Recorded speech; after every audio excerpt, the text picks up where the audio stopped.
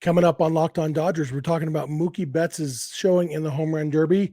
His goal was not finish last. Unfortunately, he finished last, but not the end of the world. A lot to talk about with that and some context in the history of Dodgers home run derby performances. We're also going to talk about an idea I had to either add some excitement to the home run derby or maybe a second home run derby. And finally, based on some comments and a stat that I saw on TV about another team, I want to talk about the importance of hits, batting average, that kind of stuff. That's what's on tap. So let's get Locked On Dodgers. You are Locked On Dodgers, your daily Los Angeles Dodgers podcast. Part of the Locked On Podcast Network, your team every day.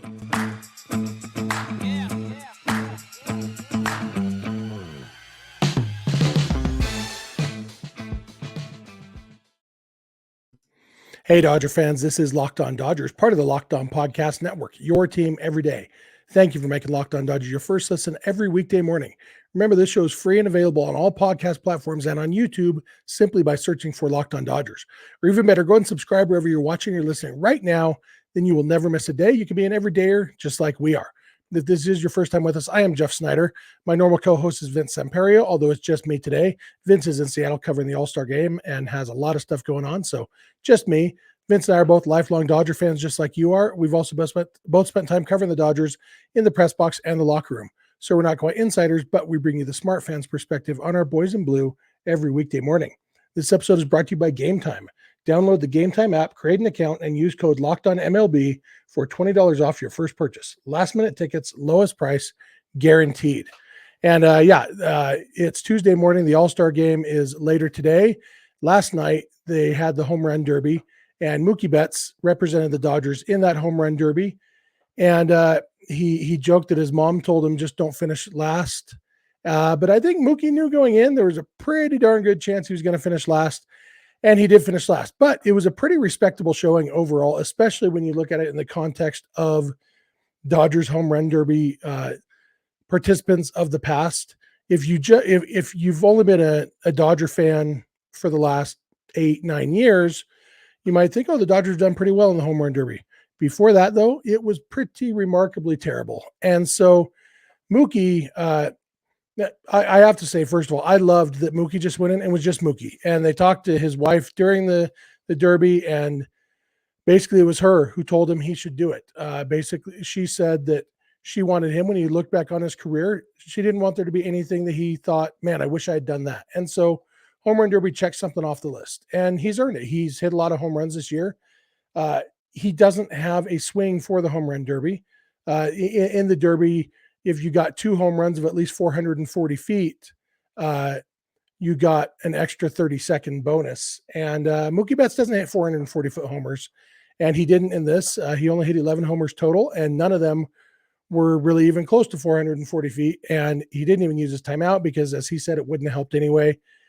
Mookie is not a home run hitter. He is a very good hitter, an excellent baseball player who hits home runs in games. But he was joking with reporters earlier this week that he doesn't even hit home runs in batting practice. And so remember that, Ada. I'm going to talk about that in the second segment, batting practice home runs and the home run derby. But in the context of Mookie Betts, I wanted to, you may be familiar with the Dodgers history in the home run derby, but in case you're not, I put together Mookie is the 13th Dodger to take part in the home run derby, and his 11 home runs makes him the 6th best, 6 out of 13, which means he's right there in the middle. One spot lower, he would be exactly in the middle. So he's just slightly better than average as far as Dodger home runs in the home run derby.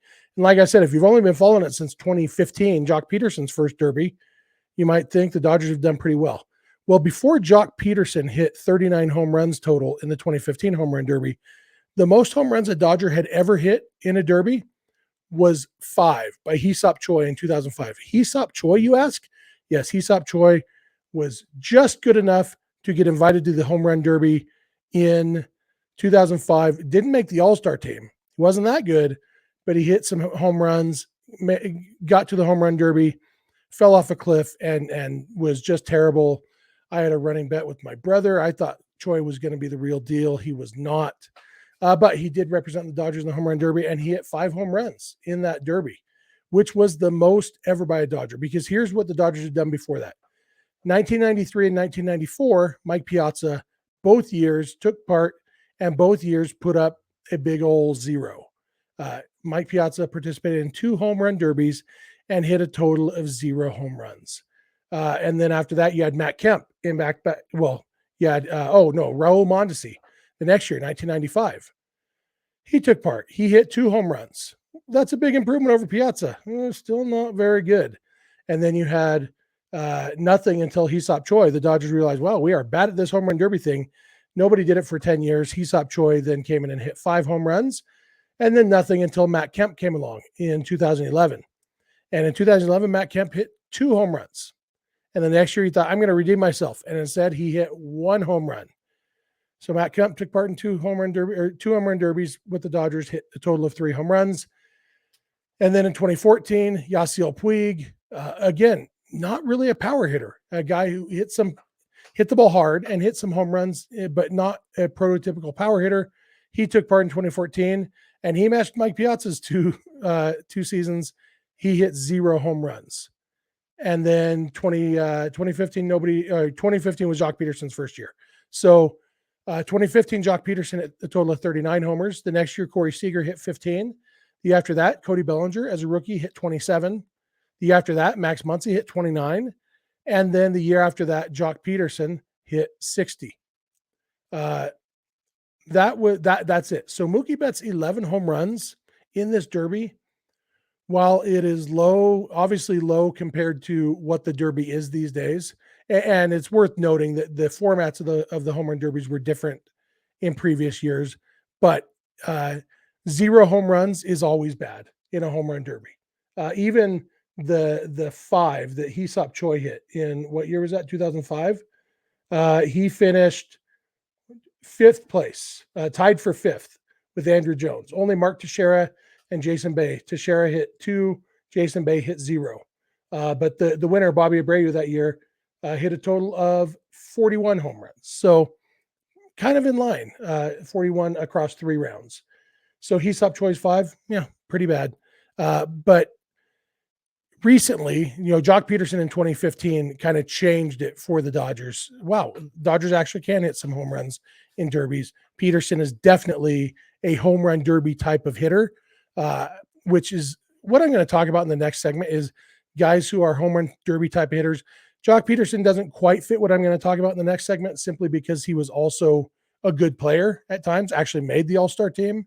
And Max Muncy, similar, too good to quite fit because he's actually a good home run hitter in real games too. Corey Seager wasn't really a home run hitter, but he hits for power and he does hit a lot of home runs. Cody Bellinger, obviously, in 2017, especially, definitely a home run hitter. So it seems like, Mike Piazza was a great hitter, Hall of Famer with a ton of power, not really a home run swing though. Same with Matt Kemp, so a lot of it may have just been choosing the wrong guys. Raul Mondesi, I feel like, is really the only one of these guys who you would have expected to do better. The guys who did really poorly. Everybody else is like, well, I could see him not hitting a ton of home runs in a home run derby. So that's the boat Mookie's in, is he's a guy you don't expect to do better. I texted my buddy who was at the derby. He lives in Seattle, my best friend. And I told him, I said, well, I wish Mookie wasn't about to put up a 7. And then he put up an 11. So, I was pleasantly surprised. And like I said, in the context of the Dodgers in the derby, not bad. And mostly I'm glad that Mookie was just himself, not trying to win this thing, because the Dodgers, I don't buy into the home run derby ruined his swing thing.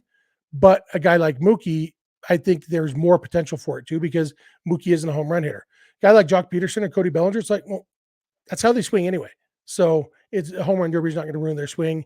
And I'm glad that Mookie Betts just stuck with how he swings anyway, because that's how I want him swinging in the second half of the season. So I'm going to come back and I'm going to talk to you about this idea I have for a home run derby for what I like to call batting practice heroes. So thank you for making Locked On Dodgers your first listen every weekday morning. And please keep it Locked On Dodgers. This episode is brought to you by Game Time. Look, buying tickets to events should not be stressful. Whether you want to go to a Dodger game, you want to go to a concert. Oh my gosh, I really want to take my daughter to Taylor Swift. It's so stressful. But even concerts that aren't the most in demand concert in the history of the world, it shouldn't be stressful, but it always is. If you go on the secondary market and you go to some of these sites, it's like, well, where are the fees? How much is it going to be? What's the markup? All that stuff, finding the right tickets, everything. It's so stressful, and it doesn't have to be, because Game Time makes it super easy. So you don't have to plan months in advance. They have tickets right up until the day of the event, and they have exclusive flash deals on tickets to football, basketball, baseball, concerts, comedy, theater, whatever you want to go to. And the Game Time guarantee means you'll always get the best price. If you find tickets in the same section and row for less, Game Time will credit you 110% of the difference. So whatever it is you're looking for tickets to, snag the tickets without stress with Game Time. Download the Game Time app, create an account, and use code LOCKEDONMLB for $20 off your first purchase. Terms apply. Again, create an account and redeem code LOCKEDONMLB for $20 off. Download Game Time today. Last minute tickets, lowest price guaranteed. All right, I am back. I want to thank you again for making Locked On Dodgers your first listen every weekday morning.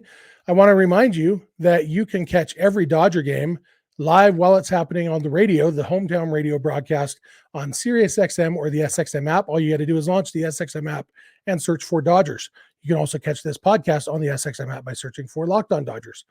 If you're watching this podcast on YouTube, we'd love to hear from you in the YouTube comments section. If you're listening on the podcast, love to hear from you through email or social media or whatever. I'll give you all that contact info at the end, like I always do. Love hearing from you. We especially appreciate our everydayers. If you're here with us every day or close to it, we really appreciate you. If you're not an everydayer, join the club. All you got to do is watch or listen every day. And you can do what I like to call the double everydayer, where you watch and listen every day. Here's how it works. You listen on your way to work. Then when you get to work, you pop it up on YouTube and you play it and you watch it on the YouTube.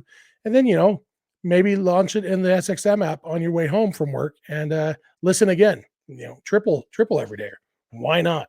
Anyway, speaking of why not, I had an idea and it came around a couple different ways. I was watching the Home Run Derby. Home Run Derby is easily my favorite part of All-Star Weekend. It is a lot of fun. I'm going to watch the All-Star game. I don't really care that much. I'll pay close attention when the Dodgers are involved. Really, it's just the four hitters. The Dodgers, by the way, have in the National League lineup batting second, third, and fourth, which is impressive. And Will Smith will hopefully get in the game at some point. So 4 guys I want to watch. The rest of the time I'll have it on. I'll be kind of paying attention, but I'll also be hanging out with my family, whatever. The Home Run Derby, I watch, and we do sit around as a family. It's one of my favorite family traditions, watching the Home Run Derby together. And it's a ton of fun. And the new rules that they added a few years ago make it even better. It's so much fun the way it is now. And I loved it. I really enjoyed the Home Run Derby. But I also thought, okay, these guys are superstars. Pete Alonso, everybody knows that dude can hit home runs. Julio Rodriguez has shown it, obviously, 2 straight home run derbies. He's knocked Alonso out. He's the only guy who's ever beat Pete Alonso in a home run derby. Vlad Guerrero finally won it this time. He put on a show a couple years ago, didn't win it. All these guys are superstars. But I came around to this a couple different ways. I was actually thinking about a guy named Chris Hoey. I mentioned Chris Hoey back in December, talking about the oldest living Dodger. And at the time, I said that Chris Hoey was the oldest living Dodger because I thought he was, because there was no date of death listed for him anywhere. It turns out he had died about 8 months earlier, but nobody really knew until recently. It just got added to his baseball reference page in the last few days now. But he died on April 24th, 2022. Even his ex-wife, my friend Mark Gent is he's on a quest. He keeps track of all the former Brooklyn Dodgers. He's met I think all of the living former Brooklyn Dodgers. There's only 7 or 8 left now. But he talked to Chris Hoey's ex-wife. She didn't even know until just a couple months ago that he had died a year previously. And so anyway, I was thinking about Chris Hoey, which also reminded me of another guy I talked about on this podcast a few months ago, who was, what's his name? Tommy Brown. Tommy Brown was the youngest player in Dodgers history, the second youngest player in baseball history. He debuted on August 3rd, 1944, at the age of 16 years, 241 days. Second youngest player in baseball history. And he did play for the Dodgers. He played a total of 9 years in the big leagues, and 7 of those were with the Dodgers. And, of course, that came in 1944 during World War II. That's how he debuted at age 16. He didn't actually play after World War II. He didn't play a ton, but he stuck around the league for several years afterwards. But I was thinking about Tommy Brown because I was thinking about Chris Hoey. And then I was re-listening to what I talked about, rereading some of my stuff about Tommy Brown, including his 2 nicknames. One of them was Buckshot because he was a shortstop, and Leo DeRocher, Dodgers manager at the time, nicknamed him Buckshot because his throwing arm was so inaccurate. He was like shooting buckshot. There was a legend, we don't know if this is true or not, but there was a legend that he once, on a ground ball to shortstop, throwing the ball to first base, the ball ended up in the upper deck. I don't know if that's true, but that's the legend. But his other nickname was the 1 o'clock batting champion because he was a guy who hit the snot out of the ball in batting practice and could not translate to a game. In his major league career in 9 years, he had a total of 31 home runs. And it is only in 1,386 plate appearances. So, it's decent power. Isolated slugging. He batted 241, 355 slugging percentage. So that's a 114 isolated power. So decent, but according to legend, he hit over 160 home runs in batting practice, but just couldn't really translate it to the game. Now, there are questions about that because who counts batting practice home runs? Nobody keeps track of batting practice home runs. Maybe he was keeping track of his own. Maybe he was interviewed 50 years later and just threw out a number like, oh yeah, I had 160 something home runs in batting practice, but only 31 in the big leagues.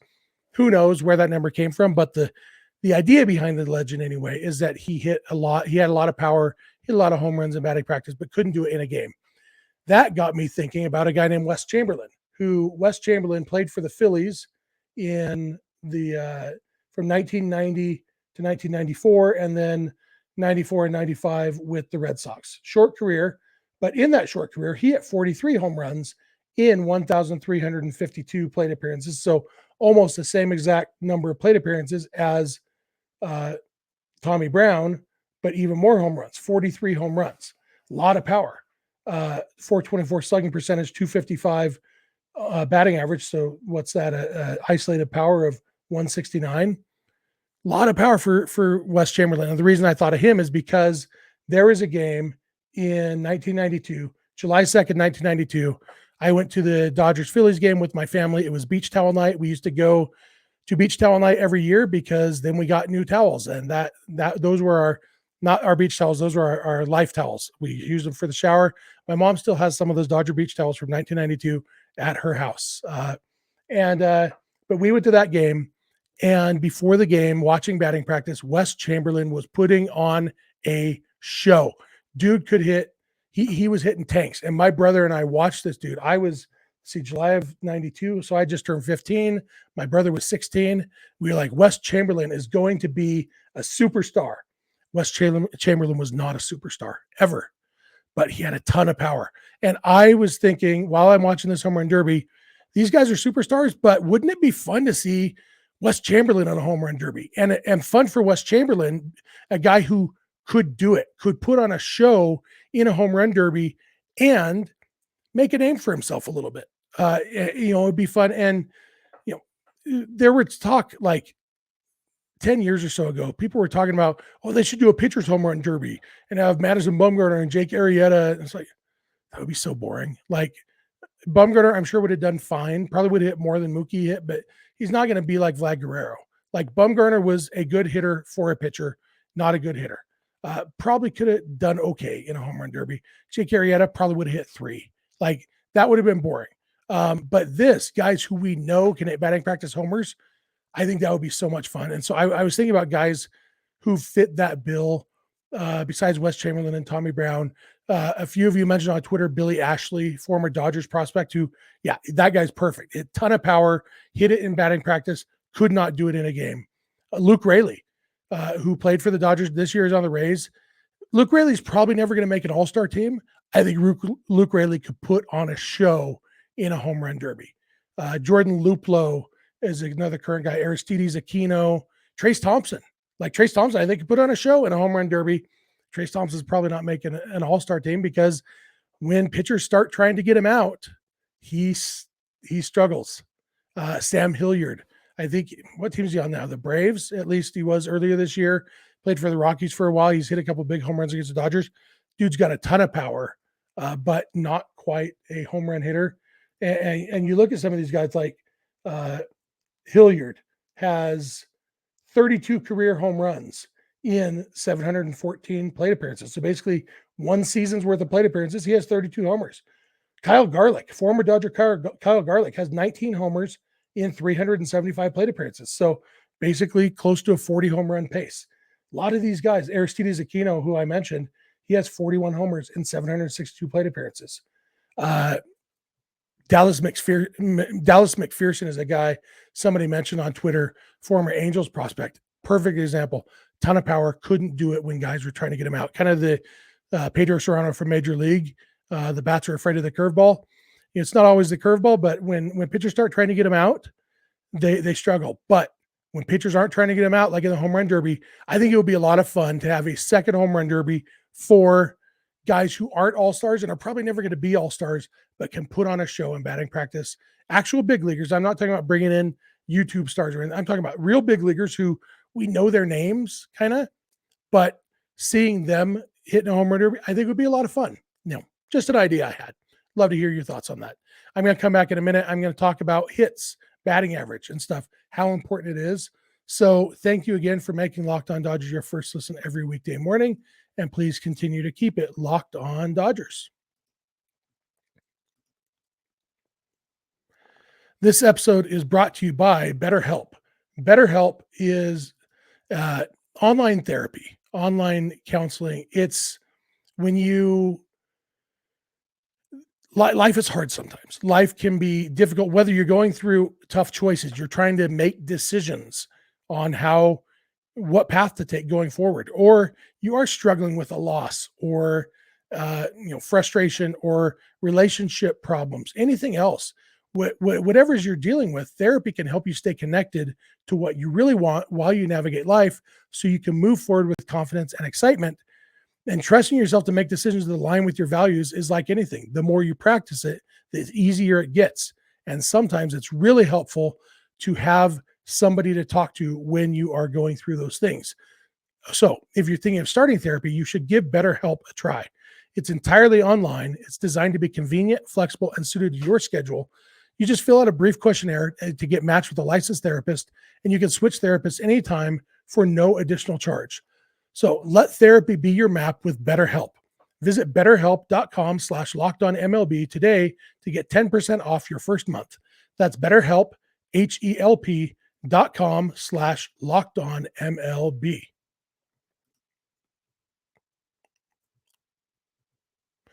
All right, I am back. I want to thank you again for making Locked On Dodgers your first listen every weekday morning.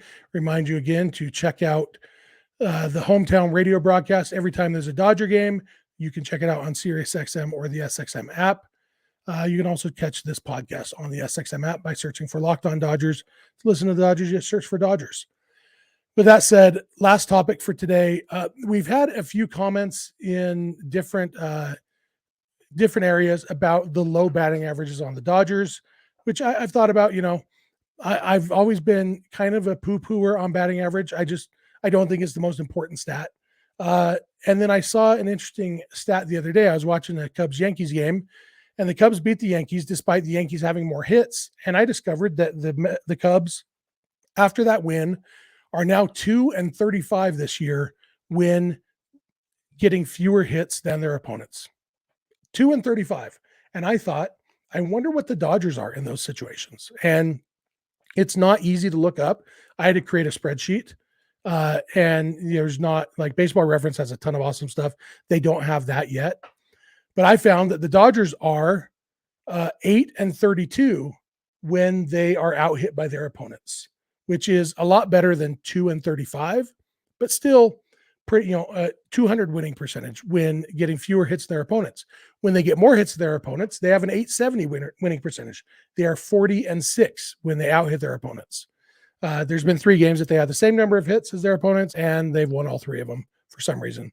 But I won't worry too much about the equal ones, because I started thinking, okay, what about other stats? What about when they out homer their opponent? So we saw they have an 870 winning percentage when they out hit their opponent. When they out homer their opponent, they are 40 and 9, which is an 816 winning percentage. So, not quite as important as hits. When they get out homered, though, they're 5 and 17, and they have a 227 winning percentage, which is better than the 8 and 32 when they're out hit. So in both areas, homers aren't as important as overall hits. But then I thought, what about singles? Well, when the Dodgers get fewer singles than the opponents, they are 19 and 28. That's a 404 winning percentage. That's still better than some teams overall when they get fewer singles. When they get more singles, though, they're 28 and 7. That's an 800 winning percentage. Singles are important because they're hits. The opposite of a hit is getting out. How about extra base hits? When they get more extra base hits than their opponents, they're 39 and 10. That's a 796 winning percentage. When they have fewer extra base hits, they're 4 and 21. That's a 160. So extra base hits, pretty important. And what about walks?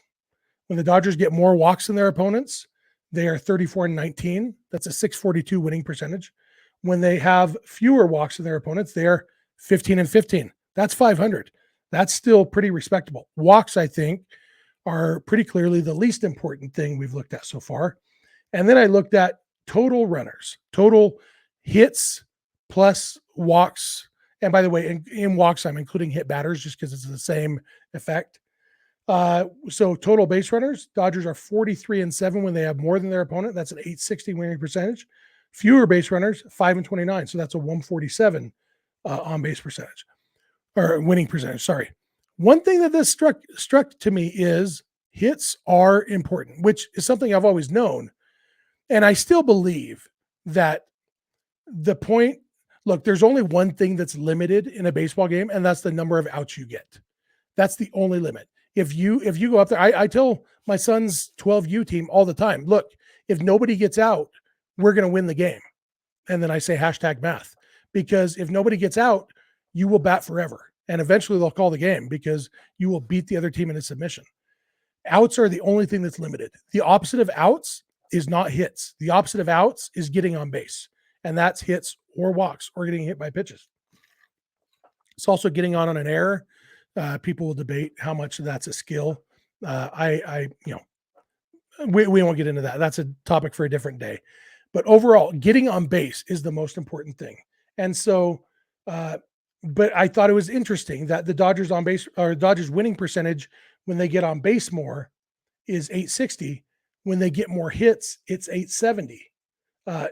Their best winning percentage is, of all these stats I looked at, is when they get more hits than their opponent. But their lowest winning percentage is when they get fewer base runners than their opponent. So the winning percentage is very close between runners overall and hits. Losing percentage, though, a 147 winning percentage when they have fewer base runners, 200 winning percentage when they have fewer hits. So it's kind of interesting.